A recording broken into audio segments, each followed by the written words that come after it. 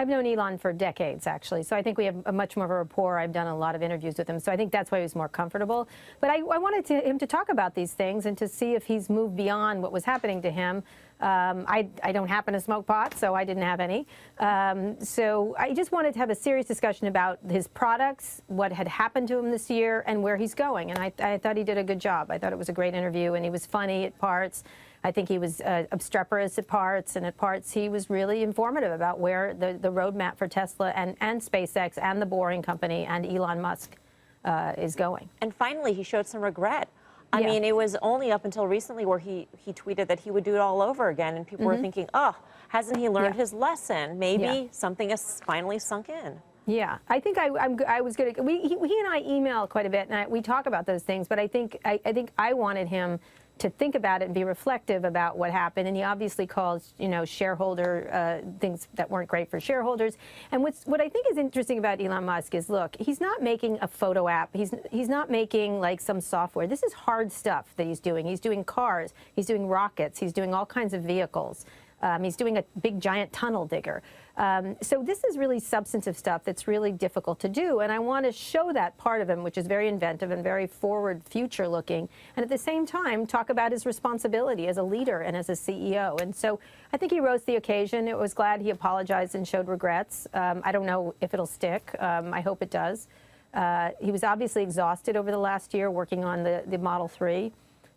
Which got great reviews, and also they've done rather well from a financial point of view. He was a more contrite in the interview, and before we leave, I want you to tell us where we can find the podcast. But he was more contrite with respect to journalists, but he still does seem to have a chip on his shoulder on that. But one of the fascinating areas, I thought, is where you questioned him about Saudi Arabia.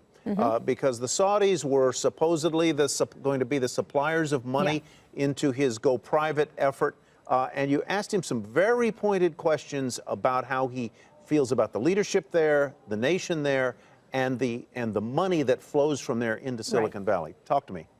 Well, I'm having some trouble with a lot of the Silicon Valley people taking money from people who, a government that murdered a journalist and did so rather blatantly. And so, this money that's coming to Silicon Valley, it's billions and billions of dollars from Saudi Arabia. And so, they had bought into Tesla publicly, and they may or may not still own it. He didn't know, actually.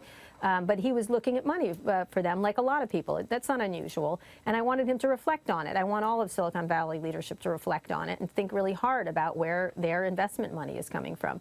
And so he did, and he was very fair. And what I liked about Elon is, in a lot of the answers, including with the journalists, he apologized, but not completely. And the same thing here. He said he wouldn't take their money, but at the same time, the Saudi people shouldn't be attacked necessarily for what their leaders did. And so I like that. It was honest. I think he was honest about what he thought, and he didn't give a pat answer just to please. And so I appreciate that in a person, if they're being honest. And so you could see him sort of working it through, and I like that part of the interview. Yeah, I agree. I agree with that. Yeah. Getting back to how hard it's been for Tesla and ramping up the Model 3, Kara, you had asked him how do you look at when you're going with the Model 3 and others, and he said that he thinks Tesla's doing pretty well right now. It's not staring death in the face, which seems to imply that at one point it had been on the brink. Is that the impression that you got? That's what he said. He said he's almost religious about it. He's like, Tesla cannot die. The future of the world, climate change and things, he's very passionate about that. He thinks that he has moved forward, and I agree with him, that the development of electric cars by a factor of 20 years. And all the others are in it because of him. And so that's a really interesting, he's not being an egomaniac saying that. And so I think a lot of the things he's doing, is including space exploration, including tunnels with traffic and things like that, he really believes he's actually changing the world. And even though Silicon Valley people say that, I kind of think he's in the zone where you could change the world. But he also was funny throughout this interview, the whole thing, our whole exchange about scooters. I love them. I think I look fantastic. He said I looked undignified. He didn't want to make a scooter. He wanted to make a pickup truck that's really cool that nobody wants to buy, made of titanium. It was a lot of fun. There was a lot of fun parts in it.